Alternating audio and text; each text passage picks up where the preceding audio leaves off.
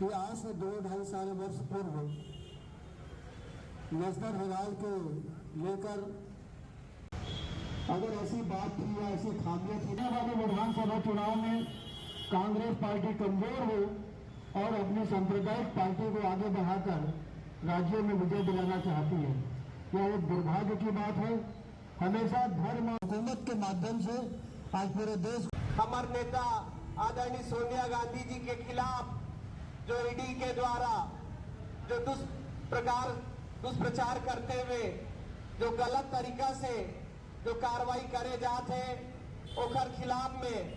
जो हमारा आज प्रदेश कांग्रेस कमेटी के बोले भारत माता की इन समाचार पत्रों के से उजागर हुआ है। राहुल गांधी जी, सोनिया गांधी जी के नेतृत्व में कांग्रेस पार्टी निरंतर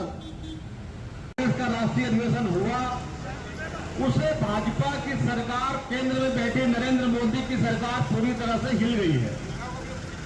10 वर्षों से हमने देखा है कि किस प्रकार से भारत देश के संवैधानिक संस्थाओं को राजनीतिक स्वार्थ के लिए इन्होंने जो सत्ता का दुरुपयोग किया और तमाम डराने धमकाने की राजनीति के चलते विपक्षी दल के नेताओं पर ईडी और आईटी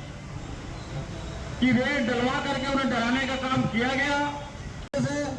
न तो भयभीत है न ही घबराई हुई है। जिस प्रकार से ईडी और आईटी की कार्रवाई देखेंगे तो 95% कार्रवाइयां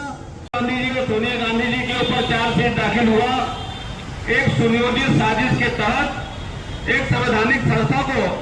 धारावाहिक एपिसोड की तर्ज पर केंद्र की नरेंद्र मोदी की सरकार चला रही है, जिससे ईडी और आईटी की छवि आम जनता के बीच में